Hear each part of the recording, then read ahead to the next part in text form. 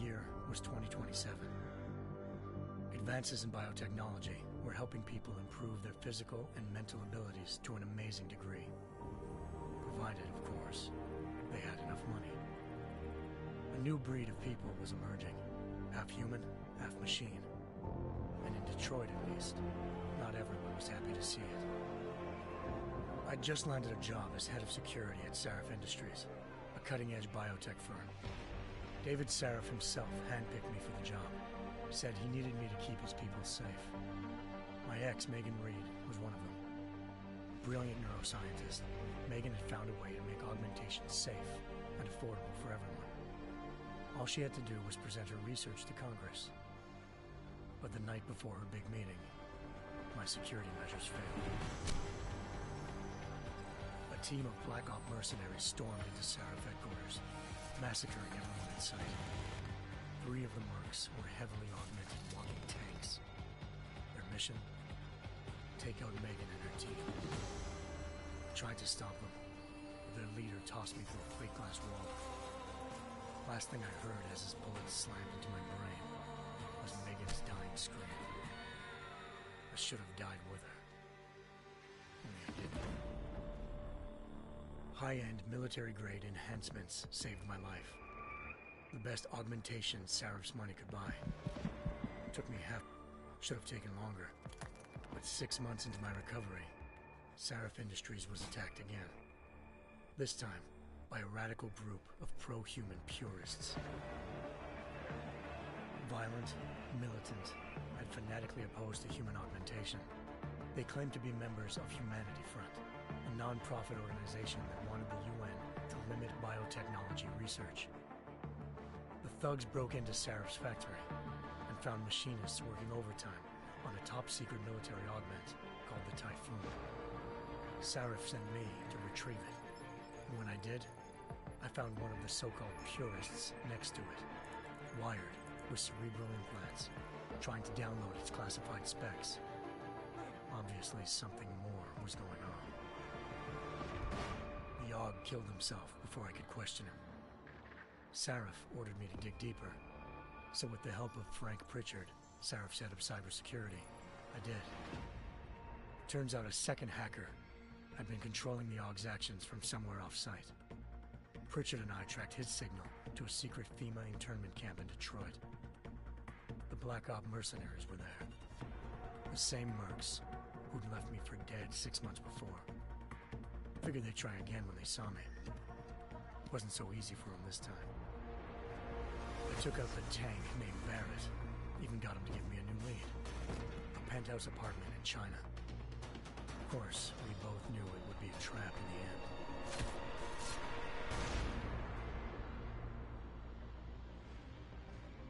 Hengsha Island, China. Home to a city so crowded, they had to build a second city on top of it. Trying to find clues in Hengsha wouldn't be easy. Lucky for me, I wasn't alone. Farida Malik, Sarif Industries' ace pilot, had lived in Hengsha before. A good person to have on your side. She knew enough about the place to get me around. Malik dropped me in the lower city, close to the penthouse Barrett had told me about. Bell Tower Associates, a private security firm under contract to the Chinese government, had agents tossing the suite when I arrived. Just not for the reason I'd been expecting. Turns out the man who lived there was a criminal hacker named Van Bruggen. The same hacker who'd been remotely controlling the AUG in Sarif's factory. Van Bruggen's panicked decision to force the man to commit suicide had been a mistake. Now his mercenary partners were gunning for him, and I needed to find him before they did. Locating Van Bruggen meant playing nice with the Triads, Hengsha's organized crime lords. They had the hacker holed up inside a low-rent capsule hotel. By the time I found him, Van Bruggen had no qualms giving up the woman who hired him. Zhao Yunru, president of the Taiyang Medical Corporation. According to Van Bruggen, Zhao wanted to monopolize the augmentation industry and had hired Black Op mercenaries to destabilize her competition. Sarif Industries was at the top of her list. To prove this, I needed to get inside TYM and grab a surveillance hologram off a server. I I suspected Van Bruggen was hiding something when he told me this, but nothing could have prepared me for what I saw. Megan wasn't dead. She and her 4 best researchers had been kidnapped, spirited away somewhere while their kidnappers made it look like they were dead. Desperate to learn more, I confronted Zhao in her penthouse. She claimed to be a pawn in a bigger plan, and hinted at a group so powerful it controlled global interests at a whim. Then she slipped into a panic room and hit the alarm, forcing me to make a very quick exit. I figured Zhao was lying, but part of her confession made sense. David Sarif had been worried about his people. So worried, he'd required all of them to have subdermal locator devices surgically implanted. The GPLs would have been broadcasting the day of the attack. But Zhao said a single call to Picus, the world's leader in global 24-hour satellite news, had turned those signals off. I needed to fly to Picus headquarters in Montreal if I wanted to learn more. Eliza Cassan, Picus Communications' First Lady of News. Malik thought I was reaching when I told her Eliza was involved in this. The world's most famous news anchor, working with a mercenary hit squad. But when I confronted Cassan in her office, she freely admitted to jamming Detroit's satellites the night Megan's team had been taken. Said she's just been following her commands. I suspected she wanted to say more. But Black Op mercenaries showed up looking to shut us both down. And just like that, the Eliza I'd been talking to disappeared. The mercs were led by an augmented killer I crossed paths with twice before. Fedorova, a woman who'd made silence her best friend. She waited for me to track Eliza's transmission to a secret server room underneath the Picus complex, then jumped me from behind. A deadly fight ensued. I made sure she never moved silently again. With Fedorova down and no one left to keep Eliza quiet, she reappeared. Turns out Picus's First Lady of News wasn't a lady at all. She was a sophisticated AI program, engineered to monitor data streams and control what people believed. Eliza told me the mercs had brought in a Humanity Front doctor named Isaiah Sandoval to remove the scientist's implanted tracking devices while Detroit's satellites were down. She also told me to speak to David Sarif if I wanted to learn more. By the time Malik and I got back to Detroit, tensions between normal and augmented citizens had reached a flashpoint. Riots were breaking out in several cities, and the UN was being urged to intervene. Sarif was trying hard to convince Hugh Darrow, the inventor-turned-philanthropist who'd once been a leading proponent of enhancement technologies, to help stop a possible regulatory vote. Sarif had a lot riding on Darrow. Megan's discovery would have given millions of people the chance to evolve beyond their normal human abilities, and at the same time catapulted Sarif Industries to the top of the Fortune 500. According to Sarif, Megan's kidnappers knew this, and didn't want people evolving unless they controlled how it was done. He called his enemies Illuminati, and urged me to keep searching. Determined to do so, I tracked down Sandoval via America's most outspoken augmentation opponent, Bill Taggart, Sandoval's boss and founder of Humanity Front. Sandoval admitted to operating on Megan's team when I confronted him, but said he hadn't removed their GPLs. He'd merely switched them to a different frequency. Pritchard was able to trace one of the signals to China. Malik and I immediately took off in pursuit. Unfortunately, the Illuminati were one step ahead.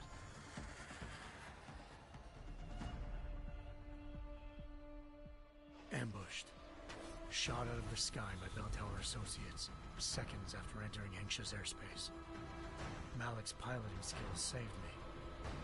After a tense and bitter struggle, I escaped into Lower Hengsha. The tracking signal I was following led straight to the Triads, or more specifically, to the augmented arm of Tong Si-hung, leader of a gang of augmentation harvesters. Tong said they'd taken the arm off a corpse, which Bell Tower had left at their door, meaning at least one of Sarif's scientists was dead.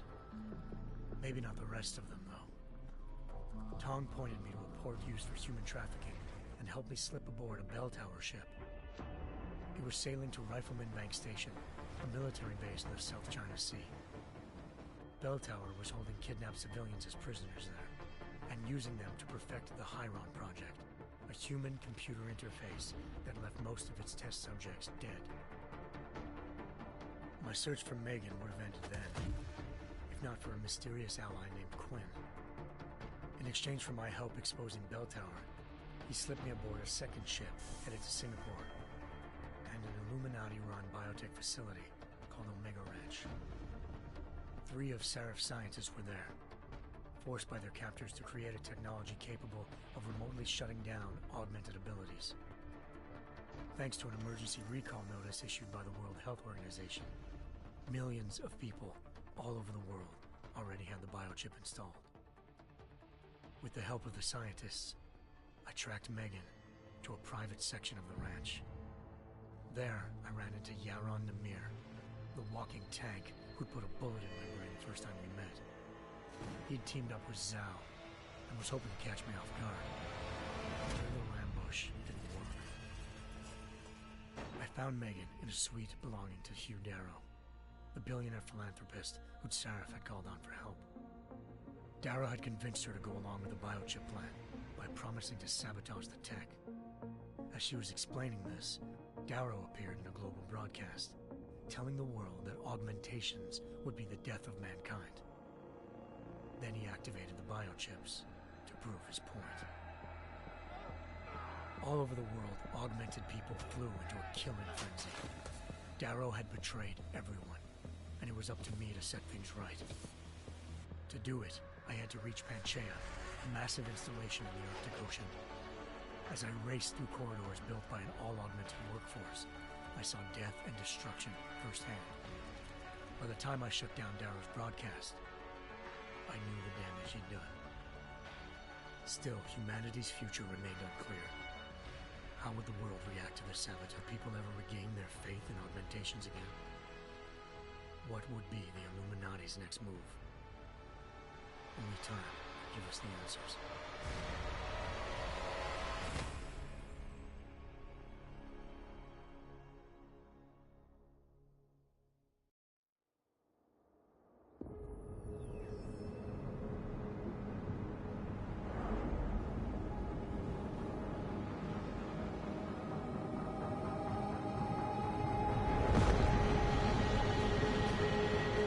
I once thought I could save the world. Now look at it.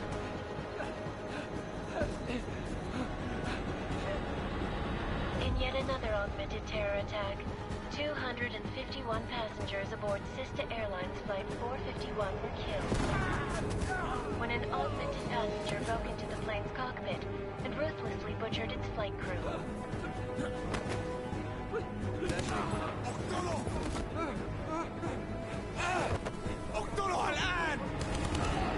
Details recovered from the black box recorder suggest that the man may have been suffering flashbacks to the AUG incident.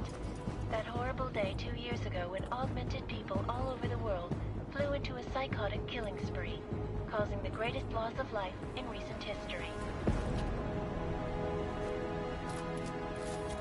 Sometimes, you just have to let go. And embrace what you've become. Not gonna go all wonky on us now, Hansa, are you? Well, if I do, McCready, I guarantee you'll never see it coming.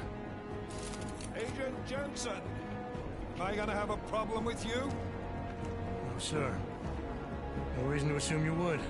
Good, because you are the only augmented operative on this team, and I intend to make good use of you. Listen up, all of you. We got a sandstorm barreling down our arse and we can't afford to make mistakes. We're going after this man, an arms dealer named Shepard. He's ex-Bell Tower, one of the Special Forces commanders who disappeared during the incident. And he's come out of hiding? That cannot be good. It's not. He's selling weapons and military-grade augments to terrorists. This is Aran Singh, the undercover agent who lured Shepard out of his hole. Best you see Interpol's got. But 3 years he's worked hard to get in tight with the Jinn. an Iraqi smuggling cartel that's infected the Eastern Hemisphere like a plague. Last week, our arms dealer sent a message to the Jinn, offering to sell them a shitload of black market merchandise dirt cheap. They told Singh to handle the buy. They're not gonna like it when Interpol disrupts their party. Sing's cover really that good? It is right now. We need to keep it that way. This is where the deal's going down. A half-finished high-rise hotel that's been abandoned ever since the incident. It's not a pretty picture inside. Let me guess. Most of the laborers were augmented with heavy-duty industrial rigs. So when the incident hit, and they all went schizo, things got gruesome real fast. And no one, except for some homeless junkies, have been inside the place ever since. So what's the plan, Director? Singh's meeting Shepard on the ground floor, inside the hotel's main atrium.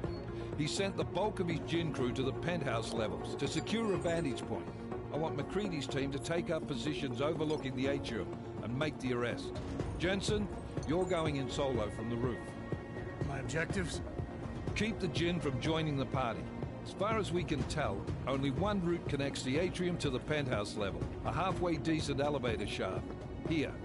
I want you to block access to it. Fine. Just cut me loose. Do you plan on relying solely on your augments for this one? I'd recommend taking a little hardware, just to be sure.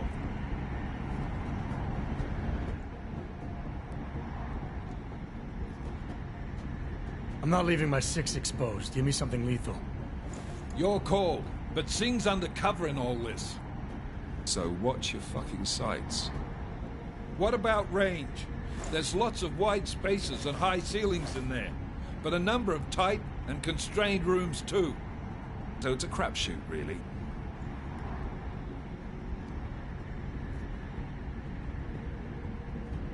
Well, I'm not looking to play dice with anyone in there.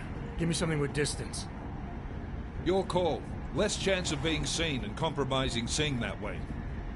One last thing, Jensen. Singh said the Jinn are using some sort of portable Wi-Fi device to boost communications. He's got a better chance of maintaining cover if you disable it. Keep an eye out for it. But aren't we on the clock here? You said there's a sandstorm moving in. There is, and we got the intel on this mission at the very last minute. So we're scrambling a little. If it comes to it, your #1 priority is keeping the Jinn out of that atrium. Copy that. Time to put away your happy thoughts, gentlemen. We're approaching the target building. You're up first, Jensen. Let's do this. Task Force Action. This is Knife Leader. Engage Hush drives and descend to Angels 1-5.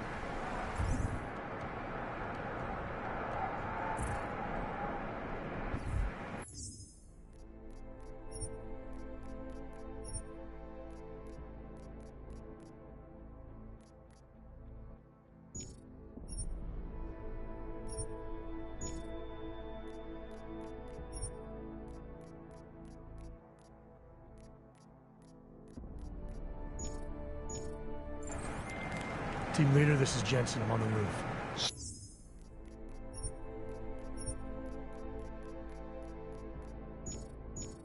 Solid copy. Move into the building. The access route you need to block is at the far end of the penthouses. And keep in mind,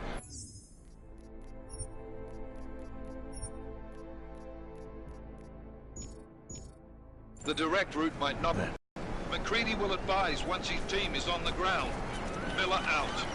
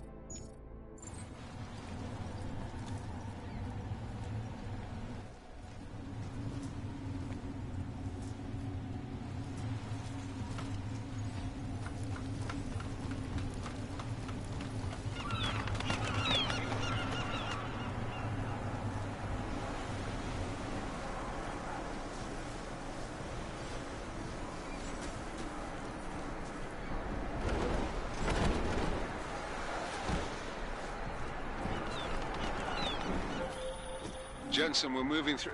Oh, fuck! What's wrong? The Jinn have got a few Jennies up and running. Gonna have to hack keypads. Should enjoy it, McCready. They have colors and shapes. Just remember, red means bad. Fuck you.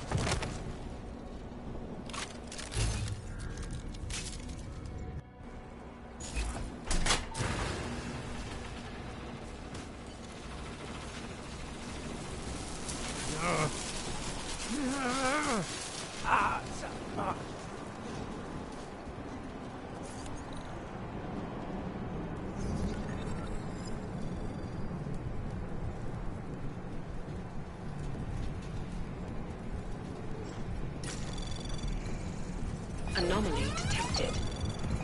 Trace program initiated.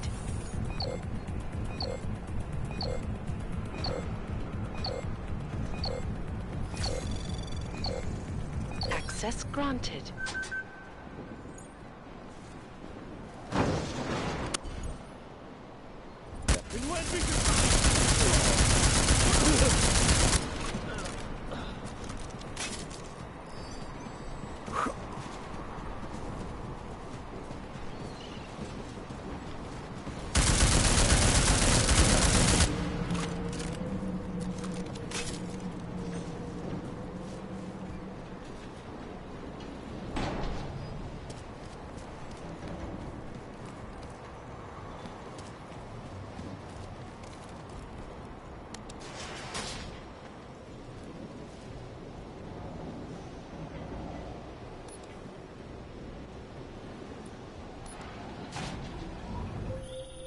Jensen, Mac, listen up. Doppler shows that sandstorm's moving in fast. It's big, and it's gonna hit us hard. God, I hate the fucking desert. Confirm visual? I can. Time is not on our side. Copy that. Solid copy.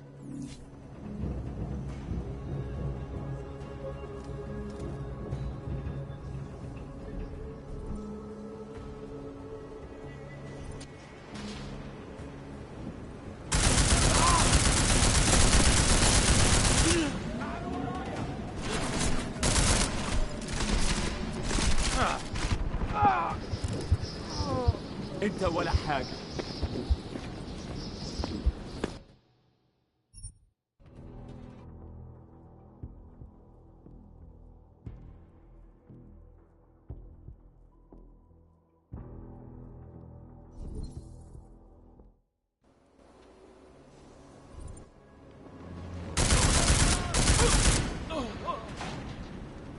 انت حيوان ومش بطالة.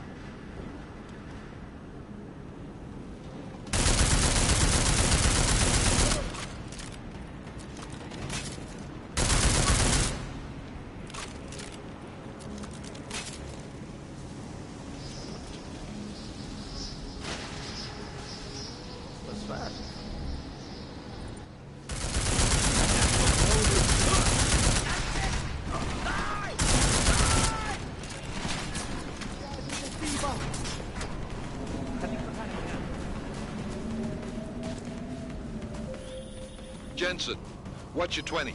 Working my way through the penthouses. Remember to keep an eye out for the Jin's communications booster.